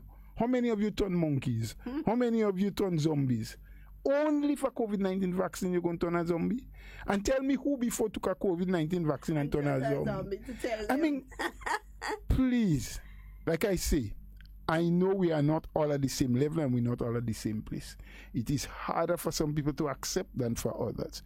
Some people need to know more. They need to be coached. They need to be touched. And for those of us who have an understanding and has the ability and has friends, please let us sit with them and tell them what the facts are.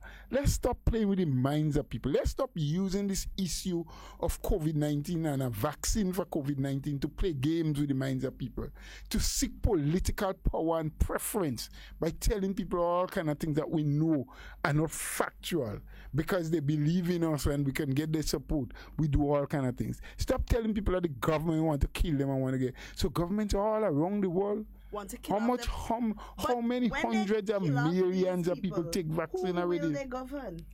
I just don't understand the logics behind some of these things that are being said and why still so many people believe them. But as a person said to me, the anti-vaxxers are much louder than those of us who are pro-vaccine. True. Yes, the anti-vaxxers are able to get the message out faster, much more clear, and they're much more aggressive.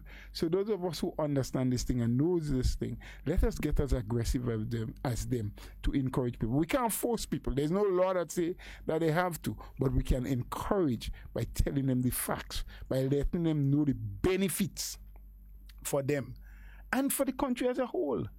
And for Grenada as a whole, the more of us that get vaccinated, the more foreign people would want to come, the more vehicles that will be rented, the more farmers' produce would sell, the watermelons and so, because these are visitors coming in and want to enjoy what Grenada has. Yeah. The more opportunities people would have who have the little guest house and the community bed and breakfast place will get. Because look, just coming up in July, and for the little cricket, 11,000 plus applied. If we can have carnival, for example, how much more will apply? Yeah. But that will be much more feasible and possible if more of us get vaccinated. And then when you say those things before you come in, Ms. Duncan, sometimes people say, oh, that's why you want to bribe us with. You're not bribing, you are putting the reality on the table. Because you see, I think people are looking at it from the point of view of we're telling you this because we are trying to appeal to your reveler side. Side. It's not that. I think it's more along the lines, or we should look at it more along the lines of the economic spill off that happens when we have these activities. All of us will do better. All of us will do better. It was just this weekend, I was listening to a press conference coming out of Barbados from the Prime Minister of Barbados, who has indicated that they will begin having activities or recreational activities, social activities that would include up to 150 people. So promoters can start doing that. However, the people that attend must come in must be vaccinated. Yep. That is, and mind you, they are far ahead of us. They touch 100,000 already, I guess, by now. I could check, Yeah. I know they've been doing very well. The last time they were up to about 80,000 when I heard or checked on it. But I guess by now. So Barbados is doing a lot better in terms of the uptake of the vaccine. And they are looking at having a low scale crop over. Okay. It's of course it's going to be scaled down to suit, the necessities of controlling who is vaccinated and who is not vaccinated from intermingling, because even though, yes, it's 91,000? That 91,000 is for the first dose, but people receiving both doses would be 65,505. Now they're taking a risk, because they have not achieved herd immunity as yet. So they're taking a risk. But at least it's like saying you are doing well, so let me give you now a little benefit. But when this 91,000 people, and they continue to vaccinate as the days go by, when this 91,000 people now have received their second dose, and they're hoping that to see that happen by the end of July. Once they have done that, then they would be halfway at about 50%. Getting to herd immunity, which should be about 70%. Population, right. So they're still way ahead of us. So some people are saying, "Oh well, look, Barbados is doing XYZ." Yeah, but we are what? I don't even think we are 10% yet. Are we? In terms of no, we're not. No, we're not. And Barbados is getting close to 50% of the population doing that. interestingly, check Trinidad for me, because in the last couple of weeks, we've seen loads of people in lines based on the photos. And the funny thing about Trinidad is that even though there are loads of people in the lines, these people before leaving home know that the limit is 50 vaccinations a day. Yeah. So they have a limit. Oh, so they're trying to get into the first 50 in the lines where they are? Right. That's what's happening. So these people that why you they are see, down to 50 per day? Why I'm not sure. I think it's availability. Okay. But they should get a lot, because I think they have received a shipment from China so far, and they were expecting. And then they received 800,000 Johnson & Johnson's doses. Okay. So they have been receiving, but remember they have a big population Yeah, they do. To cover. I don't think, honestly, or I've probably never just never seen it. If there is a dashboard that speaks to vaccination in Trinidad and Tobago, maybe there is one. I've just never come across it. So anybody who's seen it could share it with us so that we can see what the numbers look like. I know on their Ministry of Health page, let me see. Lord, that's so small. I done half blind already. You want my glasses borrow? Very funny, eh? No, if you can't see well, I can borrow. Very, very funny. I'm pulling up the dashboard. There's a link to a dashboard.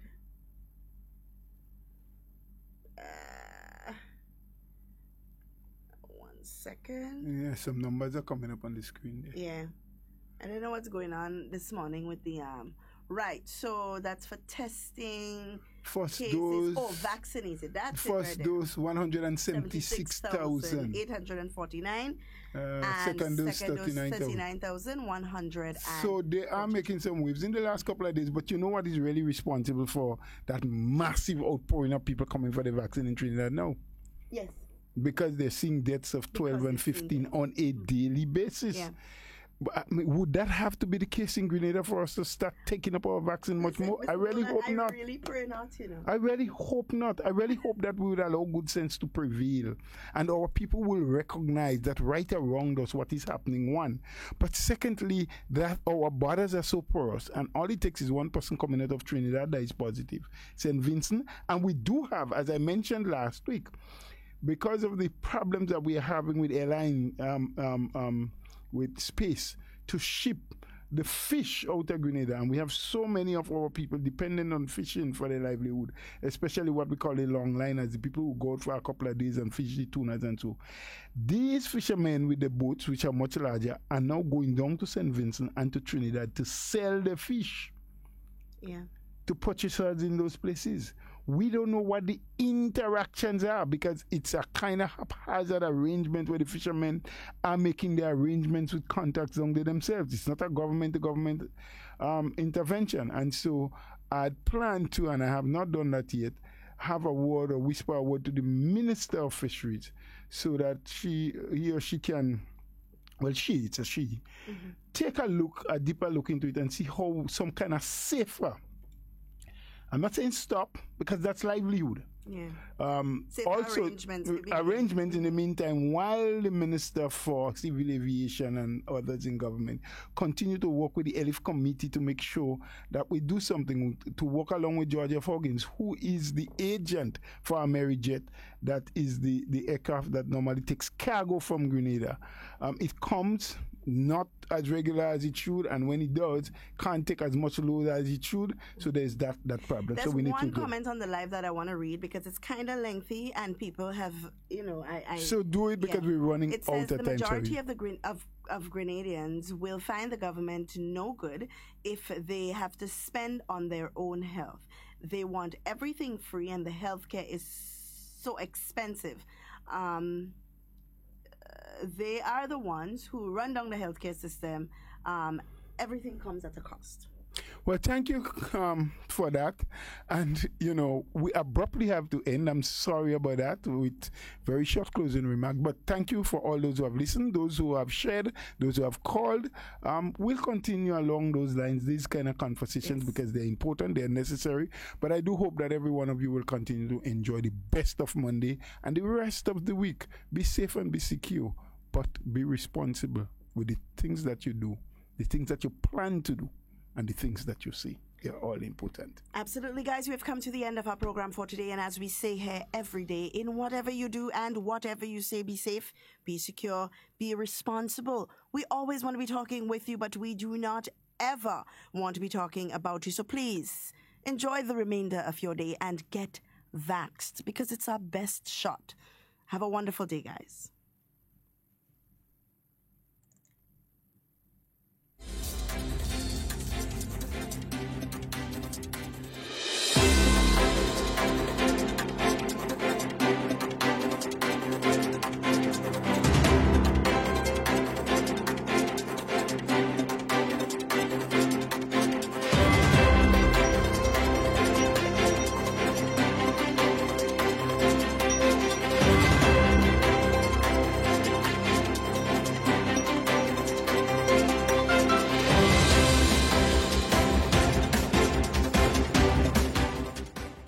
New OECS Chairman, Dr. the Right Honorable Keith Mitchell, says regional integration will be given priority.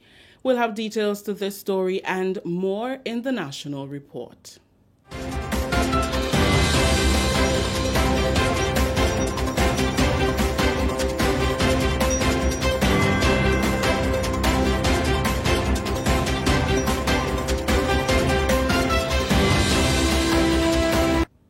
With the details to the news for Friday, June 18th, I am Rikisha St. Louis.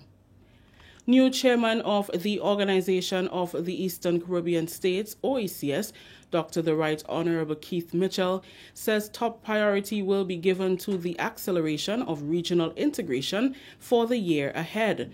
Dr. Mitchell outlined 5 areas of focus as the OECS member states move forward towards transformation and development and enhancing the way of life within the OECS. The Grenadian leader assumed chairmanship during the 70th meeting of the OECS Authority held virtually on Friday. He replaces Dominican Prime Minister Honorable Roosevelt Skerrit, who was at the helm of the sub-regional body for the last year. Dr. Mitchell held the OECS chairmanship in 2000 to 2002 and in 2015. It is simply to accelerate the process of regional integration to create a better quality of life for the people of the OECS. The 5 key priorities for this leg of our journey involve: 1. Accelerating regional integration. We must pick up the pace of this relay, and as we round up this dangerous curve, we must recognize that our integration marathon is not simply about endurance, but also the speed. 2. Reinventing the economy. 3. Valuing our environment. 4. Building resilience. And 5. Enabling equity and inclusion. The last 4 represent a matrix foundation which must be constructed as essential to the regional integration project. Dr. Mitchell highlighted that moving forward in the new normal created by the impact of the pandemic will be challenging. However, with courageous leadership, a sound plan, and unity, he is confident that the OECS will be able to navigate the threats and emerge triumphant. Vision in times such as now is a combination of discernment, a conviction about the most appropriate direction, and the courage of leadership. In all of this, the role of the Commission continues to be of paramount importance. I must say, I'm quite happy with the work of the Commission and initiatives it has undertaken in several areas, including education, healthcare, resource mobilization. I must commend the diligence of the approach in serving the people of the OECS. The outgoing OECS chairman, Honorable Roosevelt Skerrit, said as a region there is a need to document the lessons learned in the past year to be better able to strategize. He highlighted a few lessons. As small island developing states, we have learned that actions speak louder than words. that it is not the condescension of charity, but the sharing of scarcity that reveals the intent of nations and a true spirit of brotherhood. Marks a significant chapter in our development. As we pool our resources and combine our strengths and talents, let us recommit to the vision and mission of our founding fathers. Friday's meeting of the OECS Authority was held on the 40th anniversary of the signing of the Treaty of Bastia, the instrument outlining the principles on which the OECS is founded.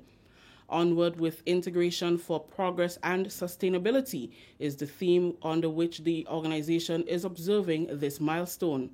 2021 marks 40 years of advancing regional integration in several areas, including education, health, free movement of people and goods, sustainability, and cooperation, among others.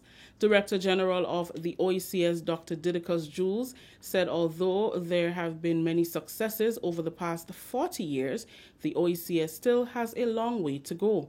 He emphasized that COVID-19, the La Soufrière volcano, and other adversities have proven that accelerating regional integration is the key to moving barriers and unlocking new opportunities for member states.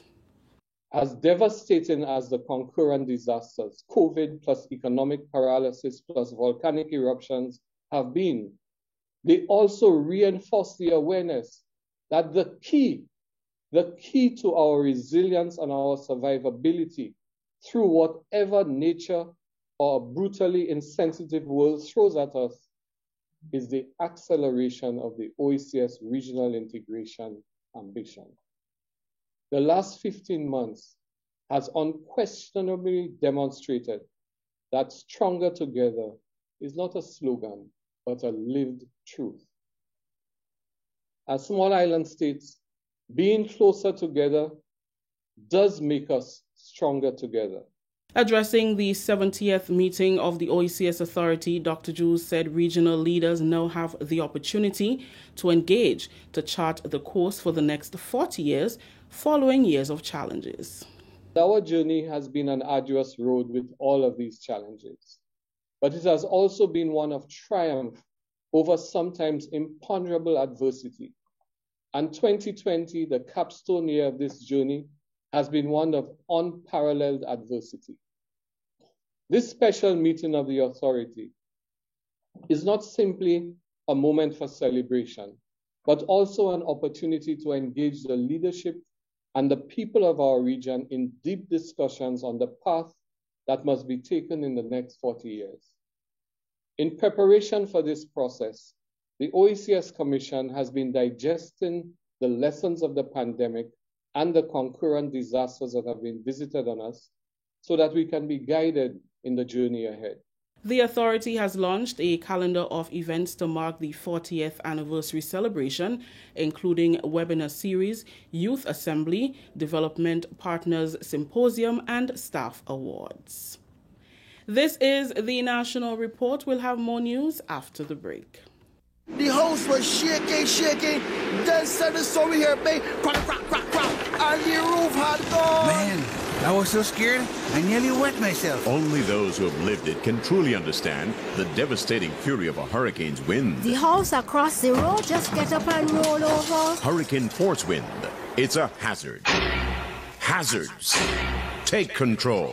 Reduce your loss. You can hurricane-proof your home. For example, make your roof more wind-resistant by using screws instead of nails in its construction. Find out more about hurricane force winds and other hazards at your local disaster office.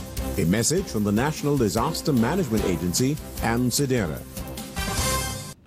Continuing the news, the Inland Revenue Division in the Ministry of Finance has celebrated the first anniversary of the government's online payment portal. The IRD boasts of over 200 daily users who take advantage of the services which enable users to make online payments of motor vehicle and driver's licenses, property tax, other government-related taxes, and fees. Inland Revenue Division's Public Relations Officer Karine Maureen Alexander said the department is pleased with the achievement. She encouraged others to use the reliable service, which is less time-consuming. We started with about 40 users. Today we can say that it has grown so much that we're experiencing like over 200 persons daily on the platform. So we're very excited to where it is going and the role that is being played. We were able to push this platform because of COVID pandemic, and you know that the social distancing and all of that came into play, and it was that really pushed us, although we had it in mind before, but it pushed us to introduce it even earlier so that people can pay their taxes and their motor vehicle licenses and driver's licenses from the comfort of their home, office, or anywhere that they have internet access. So it's really a pleasure for us. It's really a success story for us here at the Inland Revenue Division. The department will be launching an Update Your Account drive, enabling persons to call or send an email to update their information. We here at the Inland Revenue Division, we're always taking another step to improving our customer service. So upcoming, we have Update Your Account drive. That's where taxpayers will be able to call in or email us to tell us about their information, to update the information, that is. They'll be able to update the information as their names, if they have a name change, if they have a change in location of their business or residence, and things like that. Because what we've recognized over a period of time is that we have a number of returned mails. So in order to prevent paper wastage and reduce that paper trail, we want to encourage persons to call in, visit us, or email us to update the information. And we have some incentives coming along with that, so look forward to that as well. The Central Statistical Office is pleased with the response to its call for applications for enumerators and supervisors to work for the 2021 census.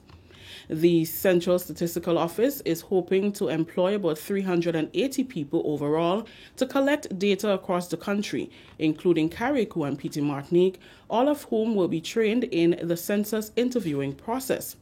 Director of Statistics Halim Brizan says the process of applying has been made simple and hassle-free. There is an online application to be completed, and we wish for persons interested in working on the census to complete this application by the 9th of July. And you can apply for census enumerator or supervisor.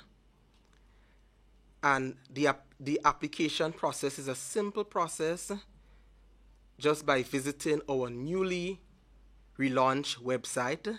And we are happy to present this website to you today at stats.gov.gd.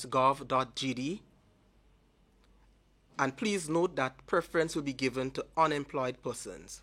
Brizan explains what the process of application looks like. The application process is simple.